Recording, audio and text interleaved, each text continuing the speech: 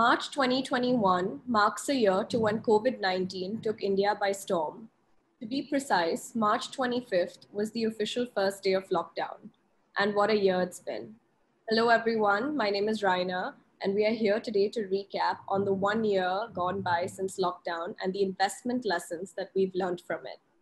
With us today is Senior Fund Manager, Alternative Investments, Chirag Mehta.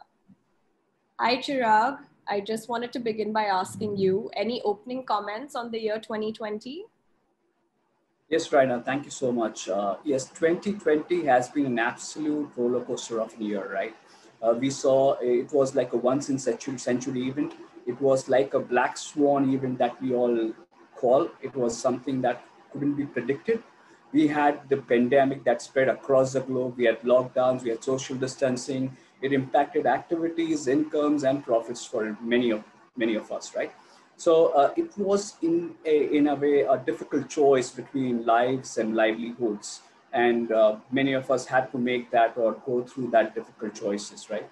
So this pandemic and the discord that it's brought along with it has in some way made us think or look through in a clear perspective, made us a little wiser, I think, and it has taught us lessons which will last a lifetime. So as you know, as we all know that there is a silver lining to the dark cloud. So this is what is that silver lining in some way. Everyone was focused on health and safety at that point in time, and that is how it should have been. But at some in the background, if you see, everyone is now aware that they need to safeguard their wealth. They also need to keep their financial health in check. And that is how people will now see and look at the savings and investments. We saw stock markets fall significantly. We saw interest rates decline. Therefore, bond investors did make some returns which offset equities. Gold did witness one of the biggest rallies when we were struck with the pandemic. So it was all different reactions in different asset classes. It did impact savings and it did impact certain people's investments. Either it dampened it or it kind of enhanced one's journey towards investing. So overall, it was a mixed bag, but a lot of lessons along with it. Thanks for that introduction, Chirag. What, according to you, are the key lessons we've learned in the past year? Absolutely, it was a roller coaster year, and across asset class, we have seen big movements. Like if you see the slide that's there, equities tumbled when we were struck with the pandemic, right? And it fell like 30–40% within just a month's time, and then it recovered.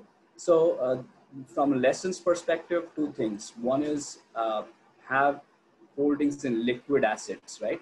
Liquid assets like gold, liquid funds, fixed deposits. That is a must, right? If you didn't have enough liquidity with you, there were job losses. People had lost their incomes, and therefore, to be reliant or how do you take care of your expenses during such time was a crucial question for many. And therefore, if you had all your assets in equities at that point in time, you would have a really tough time. So if you had allocation to gold liquid funds, it was a smooth sailing for many of them, right? So have an allocation, and if you see most portfolios are under allocated to gold, are under allocated to liquid funds, what we call as an emergency reserve, right? So people don't have enough allocation there, and therefore it is important that one should increase their allocation to that kind of asset classes. Equities went down significantly, recovered to more than what they were before COVID. So if you had been patient during that time, you would have recovered or didn't have to incur any losses on your investment. So give it time. And this is not only in last year, we have seen it across time frames, right? I'll take example like 2008, 2011, when equities stumbled, and if you were heavily reliant on that asset class, you would have problems on your investing. So the simple lesson which we all know is to diversify across asset classes, and that is one of the important lessons that gets highlighted during this pandemic. People have under allocation to even gold. and therefore to increase gold as a allocation of your portfolio is very, very important, because gold does do well during such times when equities tumble. So it's one of the best portfolio diversifier for you, and therefore have an allocation to all asset classes, keep an emergency reserve is the best lessons that we could have learned from this crisis. Considering liquidity and diversification as the key learnings, what asset allocation strategy would you suggest for our investors to be prepared for any black swan event of this kind and help to minimize their downside risk? So as we say that keep your investment simple, right? And there is a very simple strategy that has worked wonderfully during be it the global financial crisis or the COVID crisis. It's called 12-80-20, which means that 12 months of expenses that you have, your monthly expenses, you can keep it in a very safe place, be it like a bank fixed deposit, or be it like a liquid fund that doesn't take overdue risk. And whatever rest remains, you can split it up into 80-20 allocation, 80 to equities and 20 to gold. And this strategy, believe me, has worked wonderfully well for investors. So when you do that 12 months is a bare minimum. You could have a higher allocation of say 24 months as well, depending on your comfort level. But 12 months is the essential, and has to be extremely safe. So that helps you during times when you have lost your incomes, you have lost your jobs. So at those times, that 12 months of reserve will help you tide through those times. And that 80-20 allocation will take care of the wealth creation that you're looking for. And within that 80 also, we'll recommend that you kind of split it across different strategies. Like for example, what we recommend is 70% in the quantum equity fund of fund, which is a basket of 7 diversified equity funds, 15% in the long-term equity value fund, which is a value style, and 15% in the Quantum India ESG equity fund, which is banking on sustainability to get you that long-term returns, right? So if you do this, keep a simple strategy to begin with, 12-80-20, and that 80 split between 17-15-15. That will help you tide through any crisis or any black swan event that comes across. So keep it simple, have an asset allocation work for you. So equities in particular have been a volatile asset class. Can you explain how this year has affected valuations and also highlight the importance of staying invested in sustainable companies? Sure. Equities were really volatile last year, and we continue with that volatility even in this year. But one important lesson, and we all know that good prices and good times or good news doesn't come together, right? When it is bad times, you will get that opportunity to go ahead and make a long-term investment. And that is what exactly happened in last year, right? With the COVID crisis, markets fell significantly. And if you were banking on valuations to make your long-term investing, then that was the right time, because market valuations became reasonable at that time from very high overvaluation. And that is what exactly we did in the Quantum Long-Term Equity Fund. That we utilized that opportunity in terms of making our allocations, getting into good quality companies at that point in time, and reap the benefits of the run up that we saw. No, it's a different thing that no one predicted that we will be there will be a rebound to such an extent. No one in March predicted that markets will be at all-time highs 1 year down the line. But if you are banking on valuations, it was really a good time to invest in good quality companies with strong balance sheets and businesses or companies that are very, very liquid. So in case of any crisis, also if you have to sell your investment, you will not have that impact when you make that investment. So overall, in equities, always keep in mind that if you are looking at valuations as a guiding principle, stick to it. Whenever valuations become appealing, just go ahead and invest in good quality companies that will reap the benefit of over the long term and give you good returns.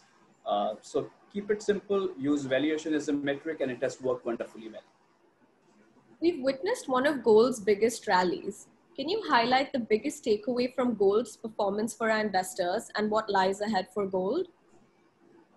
Absolutely, gold had a good rally post the pandemic, and that was because central banks, if you see, had come up with rate cuts. They had reduced rates to zero levels in the developed world. Even in developing economies, they had cut rates significantly. Even the second thing that they did was printing a lot of money, what we know as quantitative easing policies. They had printed a lot of money, and at the same time, governments were chipping in from their part as well. Governments ran record deficits, and therefore they pumped in a lot of money into the economy to try and support the economy from the impact of pandemic. And what we have seen is the debt levels across the globe have risen significantly to levels that we have not seen before. And they were when we had like the World War II kind of levels, right? So global debt levels have soared to significant levels.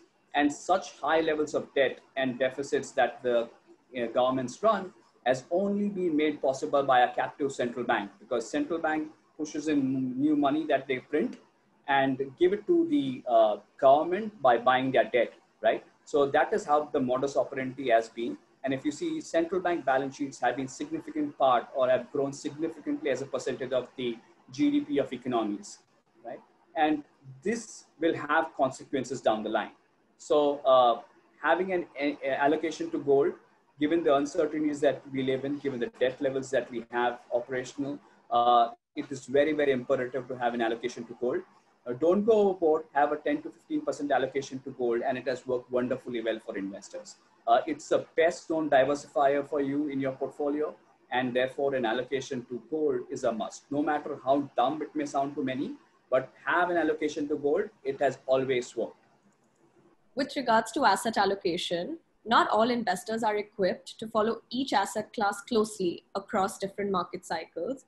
Is there any other alternative way of diversifying your portfolio which is easier to understand? Yes, we spoke about that simple strategy, right? 12, 80, 20. But sometimes that 80% allocation also is higher for investors in terms of their allocation. So what you could one do, there are ready-made one-stop solutions available by mutual funds, which one can invest in, and therefore keep their investment simple, and just one investment, they can have that diversification that they're looking for. For example, the Quantum Multi-Asset Fund of Funds is a fund where we try to diversify across asset markets. So it is diversification. It is very, very liquid because it invests in liquid instruments. And also at the same time, we use a valuation metric to take overt risk with any particular asset class. For example, before COVID, valuations were very expensive, and therefore the equity valuation that we had was around the 27% levels, right?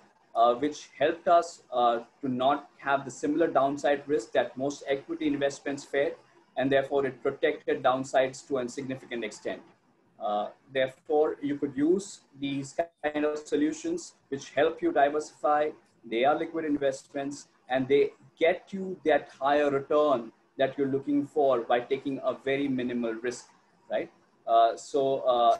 If your endeavor is to get the return which is higher than fixed deposits, and if you want to take slightly higher risk to get that return, then these kind of ready-made solutions are the perfect investment for you. So you could use these simple solutions that mutual funds offer and go into a multi-asset fund. But when you go into a multi-asset fund, please make sure that it is not biased towards a particular asset class.